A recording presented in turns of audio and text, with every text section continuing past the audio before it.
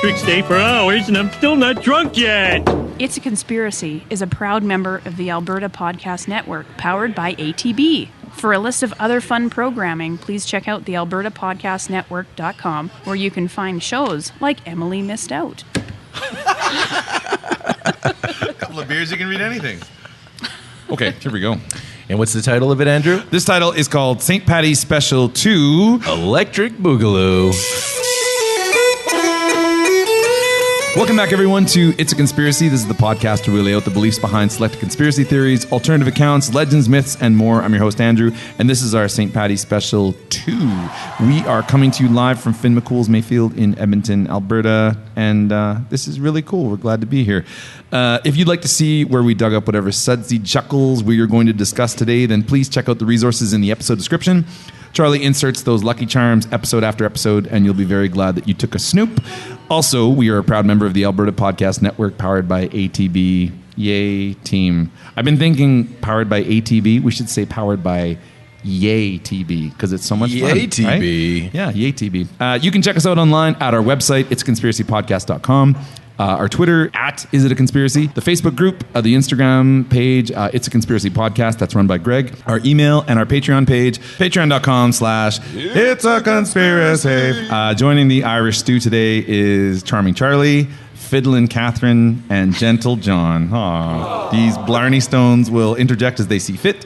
And I appreciate their company. I'm so glad you guys are here. I'm getting overcome with emotion. Just getting a little... You guys might have to talk amongst yourselves for a second. A little verklempt over there? Yep. The chickpea is neither a chick nor a pea. Yeah. Now, right then, Charlie. I'm okay now. Right then, good. Charlie, with a yes or a no. Get a hold of yourself. Can you tell me if you've heard of any of these 5 things? Yes. Okay. Number 1. Yes. Is it Patty or Paddy? Yes. Yes. Okay. Number 2. Pinching time. No. Okay. Number 3. Buildings that go green. No. Okay. Number 4. A quick musical interlude. Yes. Okay. Number 5. Snack time. Yes. Okay. Every damn time. You know, yeah, you got it, man. Get me with that snack time. So subject number 1, Patty or Paddy?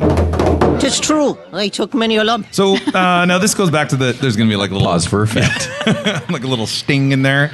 Zing! Now this goes back to the translation behind the original name of St. Patrick. So we've got John here. This is going to be... You're going to feel a lot of Irish questions as the Irish expert here. No doubt. Okay, so John, actually first off, John, where are you from originally? I'm from a place called County Wicklow in Ireland, just out of Dublin. How long have you been in Canada? Or Edmonton, I guess. Jesus, on and off since 2013. 2013? Yeah. Oh my. 7 years. Actually longer, because I was here for a year in 2009, and then I went home and had no intention of coming back because it was just too damn cold. Yeah, it is. It does Yeah. get cold. Oh, it's nice out today, though. That's good. It is, but Yeah. I did. I came back.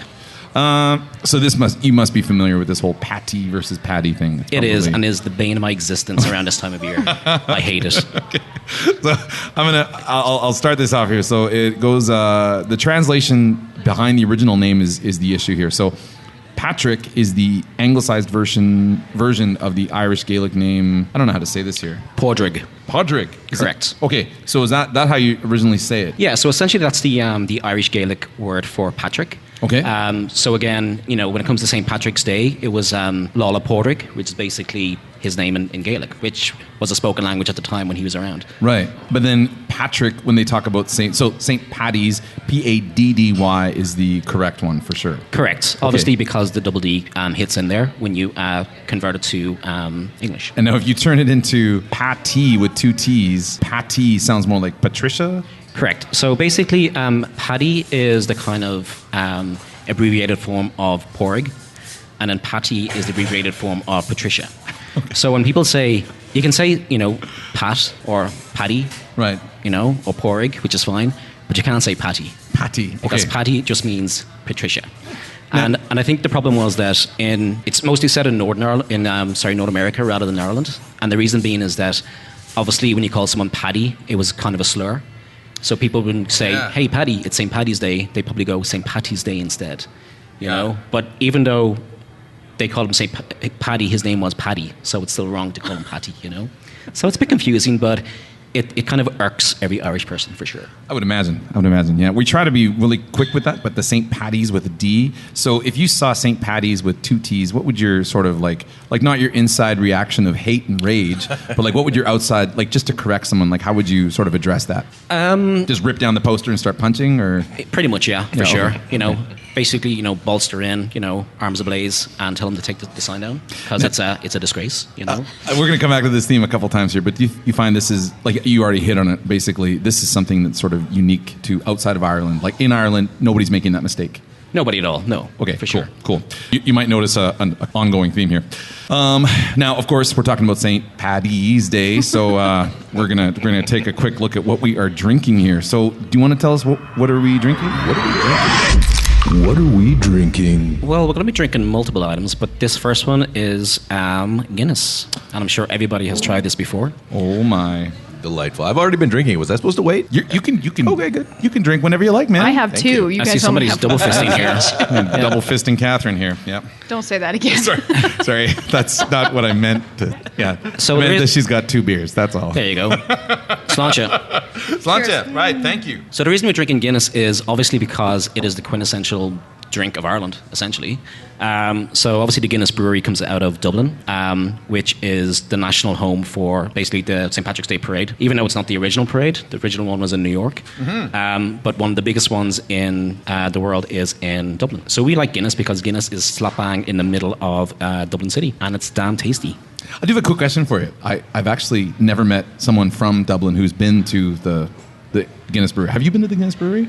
4 times. And the reason Okay. being is because when I go home to visit and I bring Canadians with me, they want to see it. Okay, so you take them there. Exactly, yeah. Okay, but am I right in thinking that this is more like people in Dublin, they'll drink Guinness, but they don't really go to the brewery and like, oh, look at the things and the nice shiny. For sure, because again, it is a brewery, right? So it's just trying to sell its product. But again, it is the number 1 tourist attraction in the country. But at any given time, there's more tourists than actually people living in Ireland. So that's one of the reasons why it's so popular. Man. But the good thing about the brewery is that there are no big skyscrapers in Dublin. So it means that when you go to the brewery, and it's kind of on a hill, not a hill, but it's just up the Liffey. So there's you kind of go in the bottom level and end up at the top level. And there's a big restaurant there called the Gravity Bar. And it's basically got 360-degree view of Dublin City that's uninterrupted. And you can see all the way down to the Wicklow Mountains, where the water for every pint of Guinness you're drinking comes from. Really? Which is my home place. Really? Yep. Delicious. Now, I got another quick question for you here, man. The original word for whiskey is... Ishkeveha. So basically... the water Water of life. There you go. Water of life. Made in Ireland. And we actually, so at the Guinness Brewery, they also make something else that we're going to try here, right? They do. We're going to have a Hop House 13, which is one of their newer kind of varieties. It's kind of more try to compete with the craft market. So it's a little bit kind of hoppier than most lagers as such. But it's pretty good. Sweet. And trying beers is always good. I love Guinness so much. This is good. Catherine, you're a Guinness lady. Yeah, big time. Big time, yeah. Yeah, she's had a few already. So the funny thing is... As you can tell by So wasted. carrying on. So wasted. Hey guys, can I go to the bathroom? I gotta. I've never seen as many women before that drink Guinness as I have in Canada. Because Really? a lot of people don't drink Guinness, like a lot of younger people, especially the ladies. And if they do, it's a glass of Guinness with a little bit of blackcurrant to sweeten it up, you know. But over here, Ribena, for sure, yeah. But over here, they'll throw Kahlua, Chambord, anything into it, you know. Oh, that sounds just horrific. Why would you... I would say so. It's kind of blasphemous, but it's damn tasty. Can I ask Really? you a question about Guinness? Sure. Guinness Extra Cold. Yep. Is that just for cold beer drinkers or? No, so Guinness Extra Cold was, I don't even know what they make it anymore. But back when I was bartending days in Ireland, we had Guinness Extra Cold, which was meant to be about 2 degrees colder. And what it did was it kind of sharpened the taste. Because a lot of people would find Guinness very kind of malty and a bit kind of, high kind of coffee taste to it. So the cold temperature essentially just kind of sharpened it a little bit and cut it out. And some people loved it, and some people hated it, but it went pretty well. It's not really extra cold. It's a little bit colder. It's a little bit colder for Yeah. sure. And to be honest with you, I don't even know if it is actually colder because it's still in the keg room and it's still like there's no special line for it, So that I found. So Interesting. yeah, Extra cold has a little bit more of a dramatic name than like a little bit colder. there you go. True. A wee bit colder. Just a little chilly.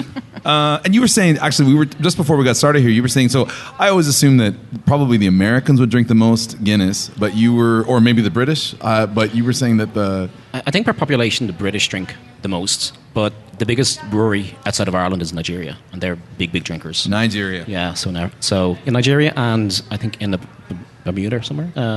Grenada, I thought it was. Yeah, somewhere like that. And it came from when the Irish were brought over there as kind of indentured servants back in the day. And they liked Guinness, so they basically spread it. What's in the other island that celebrates St. Patrick's Day as like a national holiday? Isn't it somewhere like in the Caribbean? I believe so, but I just can't think offhand. Yeah, I'll stick that in here. Hey there, hi. Yeah, it's the island of Montserrat, along with Newfoundland and Labrador. Montserrat. Isn't that real neat?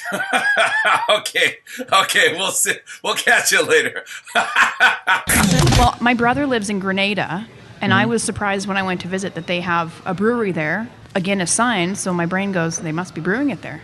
Brewing. Yeah, brewing on the islands, Mom. Yeah, they should call it Beer Muta. Hey. Goodbye. Waka. And we're done. He'll be here all night. Okay, well, that's going to take us to ad number 1. This episode is brought to you by Unit B Co-working. Unit B is a multi-company co-working space focused on helping people pursue their passions and making Edmonton its creative best. Join a tight-knit group of freelancers, startups, and established organizations, all dedicated to getting things done. Besides desks and offices, Unit B offers members access to its podcasting studio and meeting spaces, as well as a kitchen, Wi-Fi, and the usual amenities. It's located in the historic McKinney building on 104th Street, close to everything downtown, including the Bay LRT station. Book a tour today at unitb.ca. Boink. Now, subject number 2, I'm going to call this subject pinching time. Oh no. Happy St. Patrick's Day, loser!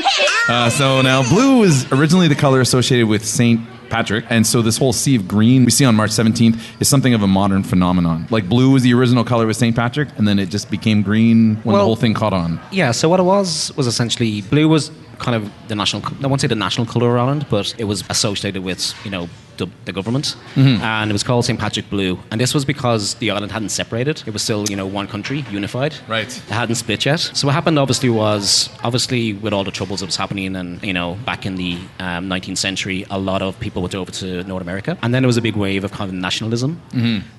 So, a lot of, Irish people weren't allowed to wear certain colours. So they started wearing shamrock on their lapels and stuff, which was green. And then green became the kind of nationalist Republican colour as such, which is why green became kind of associated with St. Patrick. And, don't quote me on this, but that's the kind of general aspect of it, Like a nationalist angle on it. For sure, yeah. And again, it was more North America than it would have been Ireland. Right. A lot of people with Irish heritage who still think we fight the British and live in the 1950s, so it's kind of a funny one. But yeah, growing up, we would never wear green. We would wear shamrock on our lapel, or else we'd have a little tricolour flag with a gold harp on it. And as kids, we used to love going to the parade and getting our little badge, our little ribbon with our harp on it, and that's what we wore. So there's none of this, there's this phenomenon of pinching. Before we get into the Irish roots of it, but have you heard of this before? Not till I came over here. Okay.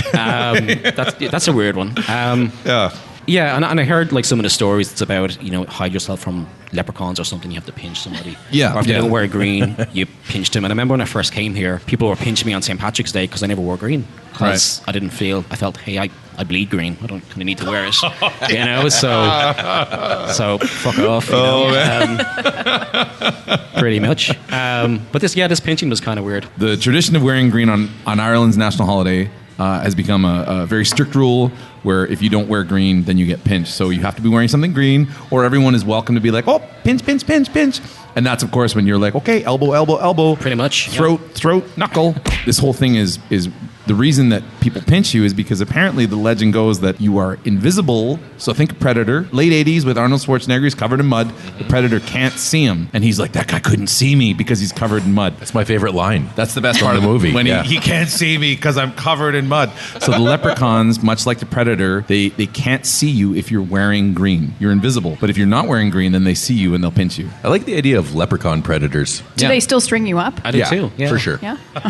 Just rip out your spinal cord and away you go. That's a nice image. I like it. The Lepredators. Predlecons. I don't know. There's got to be somebody's probably shouting a good, But yeah, so anyways, that's the whole thing is you're invisible, and that's what they do. They pinch you. Now, Charlie, are you familiar with Leprechauns? You've seen the movies? I've seen them around. Okay. Well, I remember the best movie, Leprechaun in Space. Absolutely is, Yep. and it is the best one. Very factual documentary. In Ireland, if you're not wearing green and it's St. Patrick's Day and I pinch you, is that something that's gonna... You'll probably get a headbutt. Okay, cool. Yeah, for sure. just get a bottle broke Yeah. on my head. Yeah. Pretty much. Or get glassed. Is that what they say? Get glassed. You're gonna get glassed. Yeah, gonna get bottled. I like to think we're nicer than that, you know. The more you won't use any weapons. It's odd. Yeah. Also, Andrew, are you making up terms? Glassed. I heard that before. Okay. You get the glassed. Yeah. Get the glass. You want to get glassed? Where today everyone is a little bit Irish. Okay, now there's this very incredible thing. We're going to stick these pictures in the these pictures up on the Instagram. From New York to Nairobi, some of the world's famous landmarks will be going green on March 17th. In the last St. Paddy special we talked about the river that gets dyed green and how incredible the process is in that, and we talked about how the conspiracy would be that you get two guys in a boat and it's a secret recipe and they dump the bag into the river and then minutes later the whole river's green. Yeah, green Kool-Aid. Yeah. And it's probably not the guy in the boat that's doing it. It's probably something else. Like That's got to be the guy in the boat. Who else could it be? It's probably somebody else. Okay. Yeah. Are there two guys in the boat? Like who's rowing? It's two family members. Okay. And there's only 7 people that know the recipe at one time. Right. I think is how it went. Is there a blue guy and a yellow guy? Well, no, they were green guys. It was an American thing. It's hilarious. And and Aidan O'Donnell talking about it, and he was like, this is something that Dublin has embraced sort of recently, where it's like, let's talk about like shining green lights on buildings and stuff like that. But it's definitely more of an American thing at the moment. Like dyeing a river green is a huge undertaking. Yeah, so basically dyeing the river green, as far as I know, was from Chicago, right? Mm-hmm. Yeah, and that was the one that we were talking about. Yeah, and that was, I think, the Plumbers Union of Chicago kind of came up with it. Yeah. But in Ireland, like dyeing the buildings green or internationally, I think that came from Dublin, like Board Fáilte, which is the Irish Tourism Board. We're trying to basically promote Ireland as a destination, especially around St. Patrick's, and trying to support Irish heritage. And it started off, I think, with a couple of cities like the Opera House and I think it was the Empire State Building, Big Ben, and then it kind of grew every year. Totally. Yeah, it's the incredible. pyramids, all that kind of stuff. So So they have like the World Trade Center, Niagara Falls. The falls themselves get turned green, like with lights. How do they do that? LEDs, I guess. Yeah. And then in Whistler, so the whole city gets turned green. Germany, I'm going to pronounce. Already did it. You're off to a Good great job. start. Never mind. That just clarifies itself. New Munster Church, the Colosseum in Rome, the Leaning Tower of Pisa. The New Munster Church? New Munster, that's where the new ones are. The old Munster is somewhere else. Like that, right? The Sheraton Hotel in Bucharest, and we talk about the Rhine Falls in Switzerland. So Australia, you already talked about the Opera House. They turn the whole thing green. Amazing. And that's partly to promote tourism, partly to be like, we have a lot of Irish people here, but also like the Great Wall of China gets turned green on St. Patrick's Day. So I don't know how many people you're not celebrating, let's go to Ireland for tourist things. There's something more there. If you're turning the Great Wall of China green, like that's incredible. So Israel, The whole wall? The whole, well, I mean, maybe not the whole thing. Both sides? But the water tower of Israel in Tel Aviv, so that's the water tower in Ramat Gan. Matsue Castle in Matsue, Japan. Mozambique, the fortress of Maputo. And the United Arab... So this is one that I was really... I'm not going to... Do you want to go ahead and take a swing at that one there? South Korea. Gwangandagio. That's good. That's good. Diamond Bridge. The Diamond Bridge Busan. in Busan. Yeah. And everybody was just going crazy for it. Like wearing little green shirts and pinching each other and drinking Guinness. And like, it's hilarious. Running around, pinching each other like you do. Nobody's celebrating Canada Day.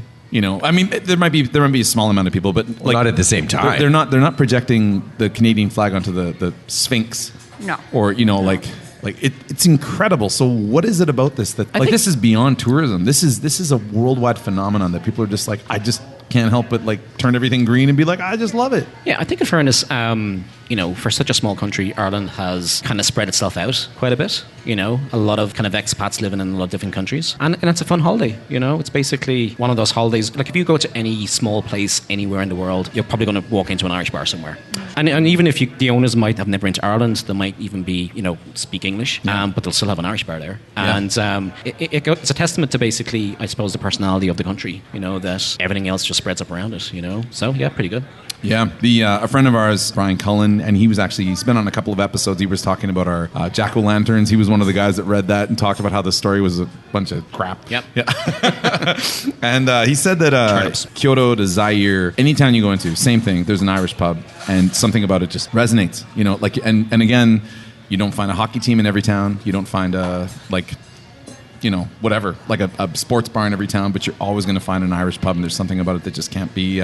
They try to replicate it. They might not always get it right, but they're always doing their best to include it as a part of the culture. Yeah, I remember going to, I was in Yapak in Australia, and, it was kind of this, sheep ranch, and not a lot around. But we went to this, there was one watering hole everything's called the Grand Hotel over there in the middle of nowhere. But in the Grand Hotel was a bar called Darcy McGee's. And, the owner would tell you he has no idea where the name came from. It was just basically that it has always been there since the hotel opened, maybe, 150 years beforehand. So the original guy was probably called, McGee or something. Oh, man. But it's kind of one of those names that everywhere you go, there's a Darcy McGee's in some kind of city. Yeah. Like Scruffy Murphy's and stuff like that. But you think it's about the people going first? I think definitely Ireland's like a nation of travellers. Because it is such a small country, there's not a whole lot of work going on for certain people in certain areas. So people tend to want to explore, want to travel a bit. Yeah. And they just spread themselves out, Didn't help now that we put on ships and exported by the English, but that's another story. Mm-hmm. What's this podcast called again?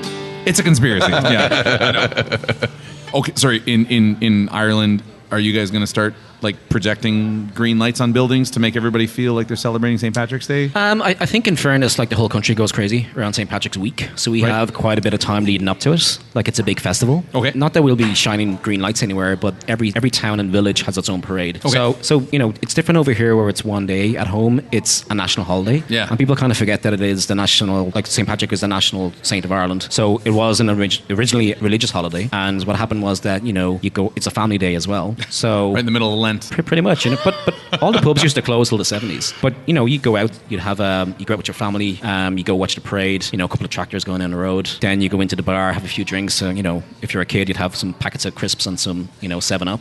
But it was a good day. It was literally a big family day. But nowadays it's a big, massive event leading up to it. Mm-hmm. So it'll go for a week or if not 2 weeks beforehand, and you get a lot of people coming into the country. So it's not a big. It's. We don't need to, I suppose, splash green everywhere because we are green. You don't need to dye the limerick green. No. Yeah. Now dance, you heavenly gobs. Okay, so we're gonna play a little song for you. This is called Molly Malone. We'll get John to talk about this in a second here, but okay, here we go. Want me to start? Yeah. So 1, 2, 3, 1, 2.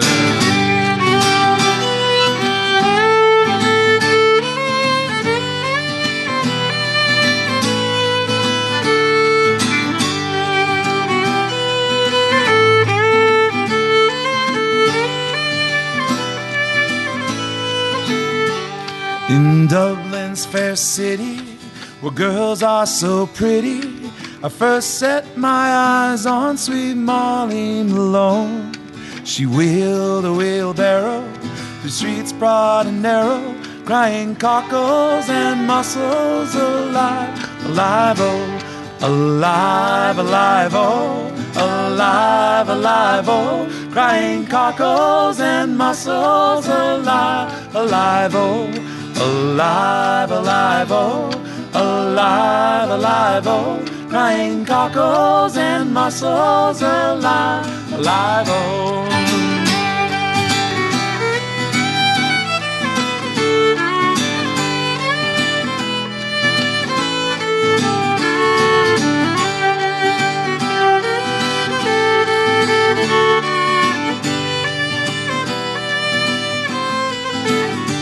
She died of a fever, and no one to grieve her, and that was the end of sweet Molly Malone.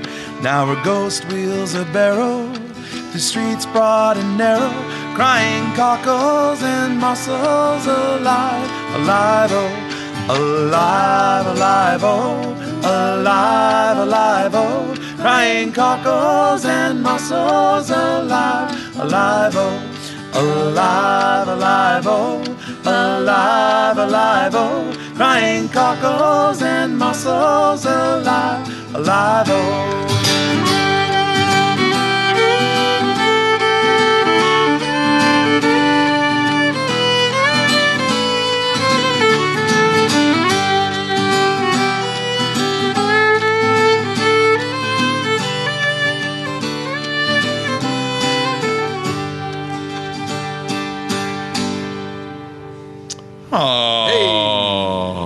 a little Molly Malone. Now you want to? Every concert I've seen being 2 on YouTube. Both? Yeah, Both of them? Both of them. With the Dubliners, they closed with that, and the joke is always like, "Oh, we got to sing this quick because the pubs are going to close, and we got to get to the pub, or I'll beat y'all to death with these 2 fists right here." So it always kind of cracked me up that they sing this really nice song. And Charlie's allergic to seafood, so we have to be careful. All seafood? Yes. Okay, what Mollusks? I'm not sure. I've never tried a mollusk. Oh, get this boy a scallop. about? Yeah. Let's get some mollusks. Yeah, so I I always think of that joke. You're like, what about this seafood? And then you're like, oh, yeah, that's gross. Yeah, I'm allergic to that one too, Andrew. Thanks. So Molly Malone, this is a St. Patrick's Day staple, I would say. Probably in all the kind of traditional bars for sure. But again, it's kind of prevalent around us growing up. I mean, I first heard that song when I was in, we called it like primary school, so junior school. So probably I'd say 7 or 8, and we got taught it in junior school. Like we thought it was kind of like a nursery rhyme. You got taught this horrible story about a lady dying of a fever and then coming back as a ghost? Pretty much, yeah, for sure. Were you terrified, or was this like, you know what? We didn't kind of listen to the words. We just had to sing it, Really? Okay. So it wasn't a big one. It was mostly just when we got older, and then we found that statue on the bottom of Grafton Street, the Molly Malone statue, and it was called a tart in the cart, or the tart with the cart. And that's where, if you were from Dublin and you arranged to meet up to have a date, you'd meet up there. Yeah. It was either underneath the pennies clock or by the tart in the cart. And that was before cell phones, obviously. So if you had to meet somewhere, you had to meet somewhere, and you had to be there. Oh, man. So Can you say tart with a cart one more time? Tart with a cart. Yeah. There's also one called a floozy with the jacuzzi. I was just going to say that. There's another, yeah, right. A floozy in the jacuzzi. There's quite a few of them. They like to make fun of their statues in Dublin for sure. There was something surprising with that statue. The first time I saw it, I was like, "Oh, this is gonna be a nice, piece of like late 18th century architecture, whatever." Buxom lady, yeah. Yeah, she's. Yeah, I was surprised. A lot of cleavage on that. Taken aback. Yeah. But no, but that song itself, obviously, we know it from the Dubliners. They use it to close their. I think like I said, being an expert, I saw 2 YouTube videos, so I could. You speak. really pride yourself on the research that you do. Yes, just a bit of a master on the subject. But. Well, I suppose if you're from Dublin, you're very proud of that song, because it speaks to Dublin City as such. So it's the kind of unofficial anthem of Dublin. This is one of the things that surprised me is you go to Dublin and the seafood is amazing, and seafood is not one of the things you think of like. Even though Ireland is an island, and it's surrounded by water. Yeah. I'll be honest with you, we probably don't eat enough fish, for sure. Now there's fantastic restaurants in Ireland, and more along, I suppose, the West Coast and then around the south that take advantage of their fish produce. But growing up, we always had fishmongers. Like I'd never see fishmongers over here. You have to go to like a superstore deli to get some fish. Yeah. But when you're at home, like butchers and fishmongers are everywhere. And they're ghost fishmongers, even like not just people, but actual ghosts. Like Molly Malone is a ghost for wandering the sure, streets of Dublin now. So you're like with giant boobs, half-naked ladies walking around. That's where you get your ghost fish. Are you a specter or a real fishmonger? Yeah. She might hang around gyms as well, those cockles and mussels, It depends. Just pressing frozen fish. She's a bit of a tart, all right, And actually, that was one of the things. We're going to try some food here, and one of the things is going to be what we're going to do, little fish and chips, which is always like yum, yum, yum in my tum-tum. So I'm happy about that. Yeah, for sure. Yeah. It's kind of one of our staples over here. Yeah. Obviously, one of our most popular dishes, and we obviously use Atlantic cod. We batter it fresh every time we make one. But at home, every little village, every town has its own chippers, we call it. Generally owned by Italians, Panani's or Adriano's or something like that, Yeah. So just find the Italian restaurant, and it's not going to be an Italian, pasta restaurant. It's going to be fish and chips.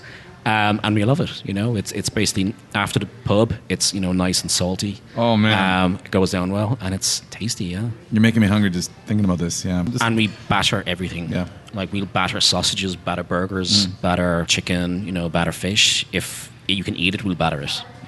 Don't they sell just the batter too? They sell the vinegar, I know that for sure. But the batter, probably, yeah. Who knows? It's kind of like a family recipe everywhere you go. Nice.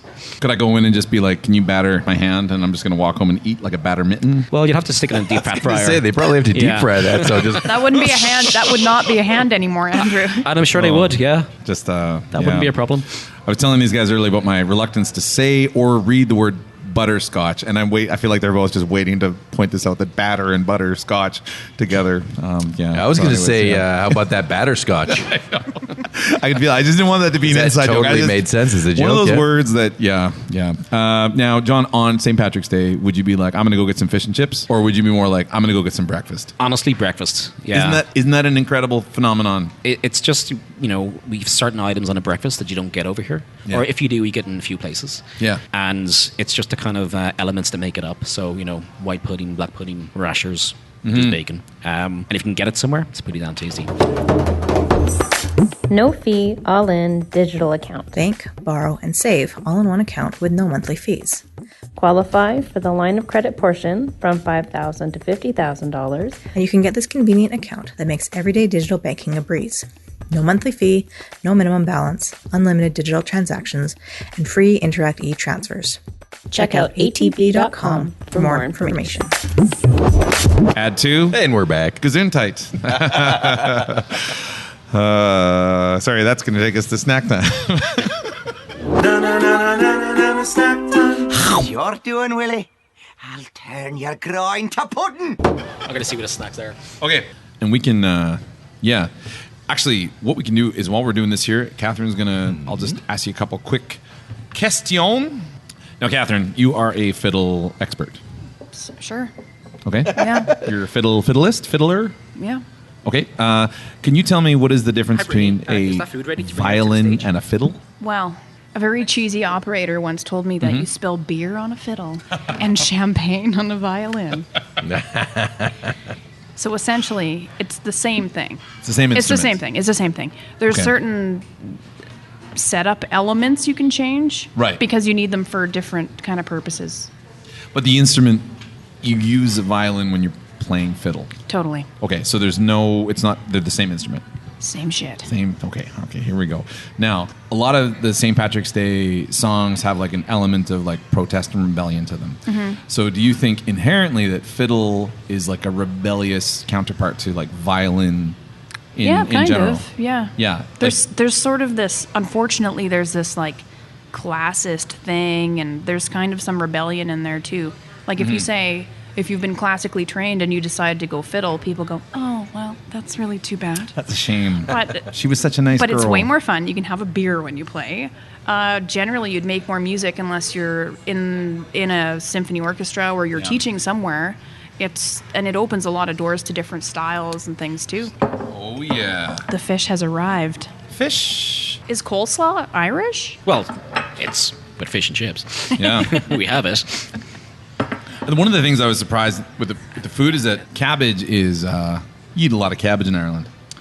We do, yeah. Yeah, for sure. Which is great. I just was like, okay, that's a lot of cabbage. Like I had a salad that was all cabbage. That's a lot of cabbage. That's a whole lot of cabbage. I think when it comes, obviously we have a lot of vegetables as well, but when it comes to, classic, oh yeah, the weather, obviously, a certain product or certain vegetables, grow a lot better than others. Yeah, you're not going to. And we eat a lot of cabbage, yeah, for sure. Yeah. Just a cabbage climate. Cabbage and potatoes. Cabbage and potatoes, yep. I feel like I may have eaten more cabbage than potatoes, to be honest. I was shocked. And a lot of lamb.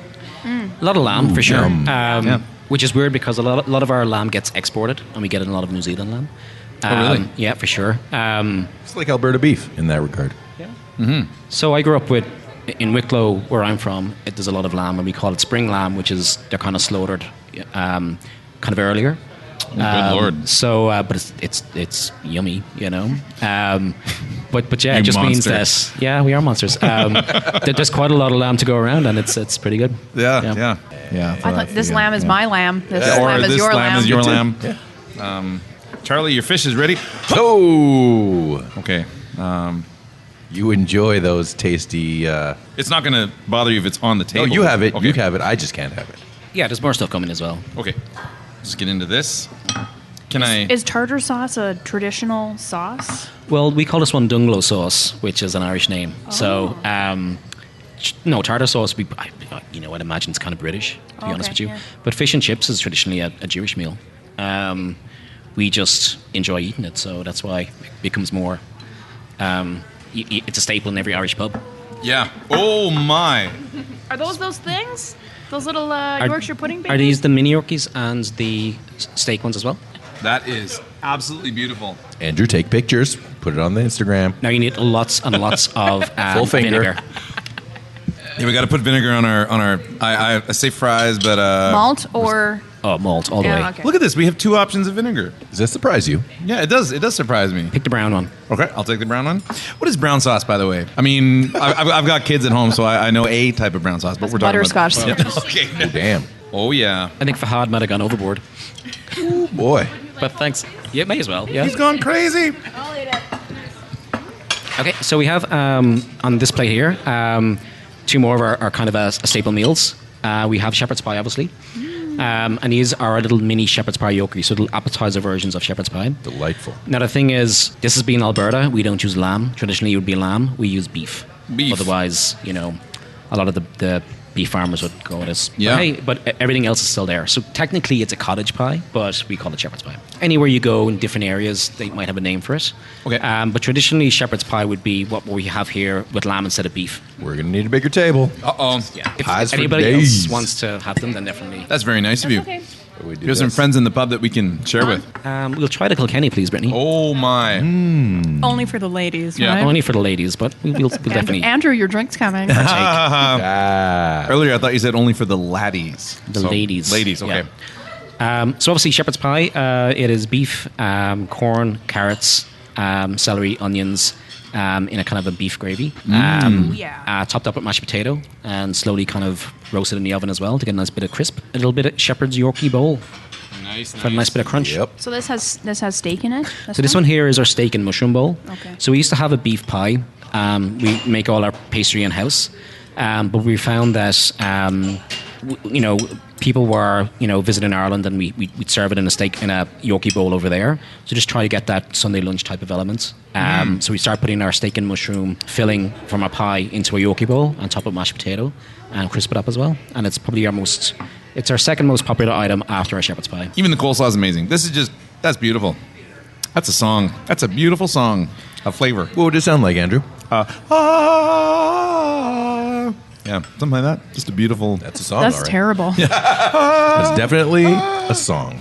Okay, Catherine, can I pass you... Everything, Okay, please. here we go. I'll just pass you some of these. So obviously, if you're on a diet, this food is not fantastic for you. But we do have a lot of obviously, less calorific items as well. But this is, Irish food is good kind of comfort food. Oh, man. It rains a lot at home, so you have to spend your time inside with some hearty food. Yeah, for sure. And this gets you going. So pubs in Ireland are generally, it was like pubs here, you sort of assume it's like going to be like mostly adults and like watching hockey games and stuff like that. But pubs back in Ireland are more like a family place. It's not sure. necessarily all about like getting loaded. No. And it's, like the cuisine is just as important as the drinks, for example. For sure. So definitely the difference over here is that there's a lot of, families restaurants that people bring their kids to. At home we don't have that. Everything is kind of a neighborhood pub as such. So if you go to your local village, local town, there's going to be probably 5 or 6 pubs there, and every one of them are family owned. So they're all independently run, and they look and feel different. They don't all look diddly-idly Irish. They're just basically Irish pubs run by Irish people. Yeah. And what happens is that obviously when you want to go out with your family, you bring your family to the pub. And, the kids will... It's a lot more relaxed. Kids can run around a little bit. But it's all about food and drink. The difference as well is that, bars at home, you have to go to the bar to get your drink and bring it back to the table. Yeah. So that's where rounds come from. So at any one time, you could be talking to, 15 different people because you're going up to the bar and kind of socialising. Whereas over here, it tends to be you come in, sit at your table, and your server looks after you. So you don't really interact with a lot more people. And that's, I suppose, where the kind of atmosphere of an Irish pub comes into, in a sense that, you're meeting strangers, you're talking to people on the fly, and you do have, family, running around as well. That's pretty good. It's a key element that's missing, isn't it? It is, for sure, yeah. And I think, AGLC rules over here are a bit different, that you have to have a license that allows kids. Yeah. A lot of bars don't. And again, a lot of bars don't want the hassle of dealing with kids, whereas we want to be family friendly and get them in, right? So, because if you're, want to go out, have a drink, and you've got your kids with you, it's very hard to, find a place, have a quick drink and get out of here, or have a meal with a pint and kind of go. Yeah. For sure. I know personally, I'm like, I love taking I brought my kids in here before, and I love it because it's like we can get something good, get something healthy for the kids. We can have something that's like not like some just like grease ball, like whatever. It's really, really good. And I can also get like a pint.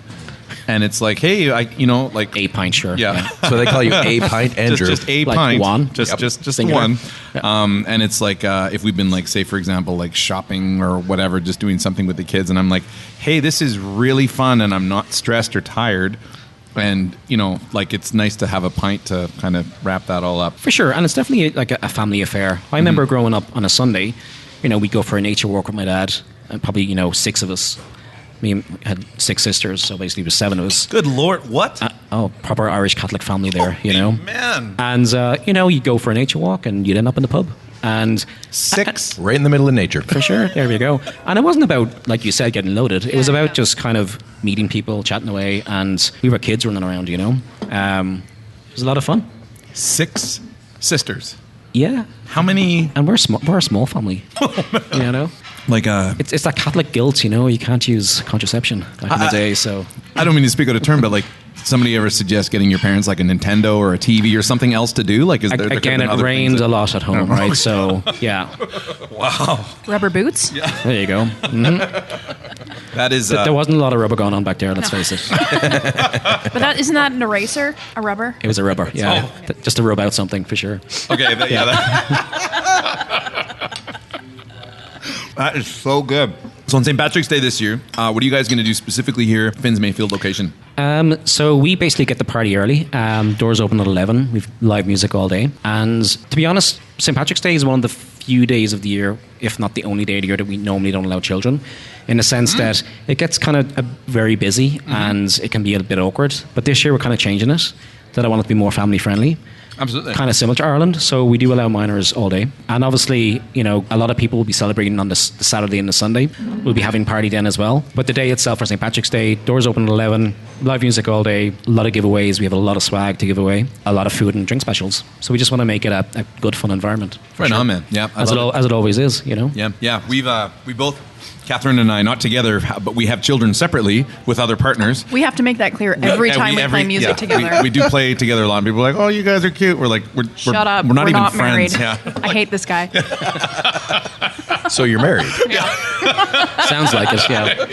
Good but we have our children that we have with our partners. And it's really fun to get a chance to like play and be somewhere where you're like That's right. Have your kids come for the first set and they can enjoy. And we played Paw Patrol last year. We played and they loved an Irish version of Paw Patrol. Hit song. Yeah, shoots out of their It's spine. a whole episode of podcast all on its own. It's like Centurions from the 80s. Do you remember that? The Centurions. Which one? Centurions. Oh, I love Centurions so much. So Centurions for kids. Okay. Yeah. I like it. Yeah. But dogs. Or the dogs, yeah. The Irish man, he gets so touchy about this subject, but we were working together in Japan. He's like, did you guys have the Ninja Hero or the Teenage Mutant Ninja Turtles? But he wasn't allowed to say ninja. He's like, the Teenage Mutant Hero Turtles. And I'm like, what?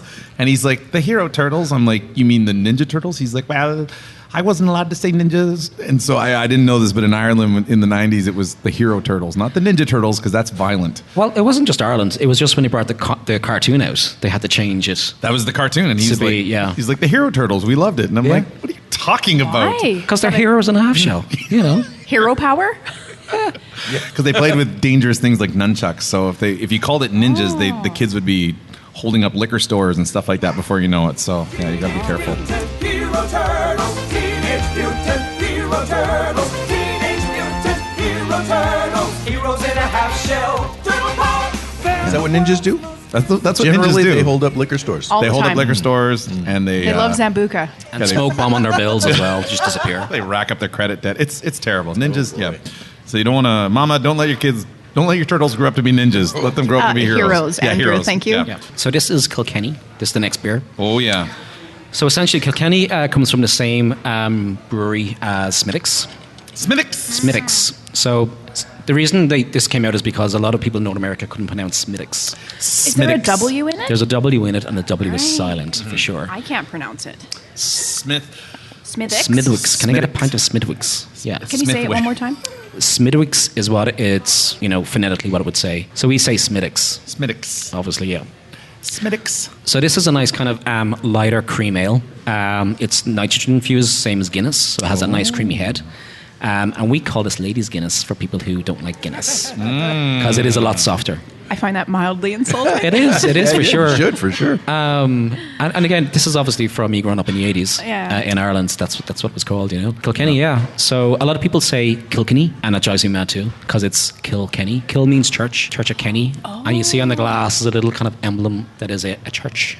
I always assumed it was some kind of like abstract South Park reference where it was like Kilkenny. Kilkenny, yeah. No. Which I'm sure that joke has never been made. South Park came first. Never been made. Sure. I've never heard that before. Yeah. So Kill means church? Kill means church, yeah. So if your last name is Kilbride, it's church. It would derive from that for sure. Yeah. Like I come from a place called Wicklow, which in Gaelic is Kilmonton, which is the Church of Monton, which funny enough relates to St Patrick's because it's where St Patrick came to Ireland and he first came on land, and one of his followers was called Manton, which means the gummy one. So he was he was stoned by the locals when they arrived and they knocked his teeth out. So Gummy's getting pretty stoned, yeah. So he was called no teeth, so gummy. So he stayed in Wicklow and he built the church in County Wicklow. It's called Kilmonton, yeah. That's nice that they just brought attention to that every time. They're like, oh, here comes old Gummers. Here's we were godless heathens back then. Yeah. So all we could do was hit people with sticks and throw stones. Yeah. But St. Patrick's changed all that for us, you know. Good. And now you're just we're just more civilized godless heathens, you know. Yeah. We don't throw stones or sticks anymore. Oh, those little pies are just... They're so good. They are so good. Mm-hmm. Are we gonna launch into these? Yeah, sláinte. Sláinte means to your health. Yay. So softer than Guinness, but still tasty. It's kind of summery tasting. Sure. That's whatever floats your boat. Yeah. It's good. I see. This isn't bad. That's not bad at all. I noticed we're being very polite about making food, eating, and drinking noises today, which is very different than usual. I've burped like 6 times. Well, and usually we're just my like mouth and yeah. Usually Charlie, not just his mouth. There's other parts of his body that make sounds. That there we go. Bless not you. just me, Andrew. You probably need about 2 more of these, and I'm surprised nobody can hear your shirt, Charlie. Oh, is it too noisy? Is that cheesecake? It's cheesecake or cassette tapes or turntables. Okay. Weird sneakers. God, get it right. It's weird turntables. wrinkly sneakers. Come on. Yeah. I thought they were little like either kayaks or right there, snowboards. It's a record right there, Andrew. Yeah. Right, a little record. Yeah, I do see that right record there, Andrew. Oh, okay. I definitely saw cheesecake. Record's getting hard. Well, bless my weary heart. Wasn't that a jolly rump from a place of tenderness together? Did you say a jolly rump? A jolly romp. Oh, romp. Yeah, romp. Right. Kira, thank you so much for John for having us here at Fionn MacCool's Mayfield, and this has been awesome. You're welcome. Anytime. Good times. Yeah, man.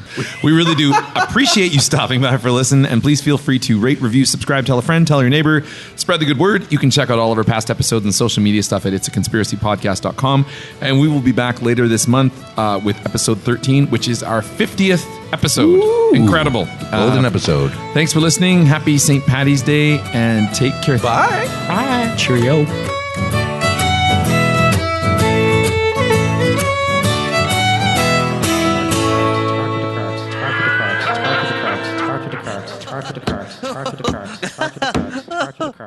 Oh, what was I laughing at now?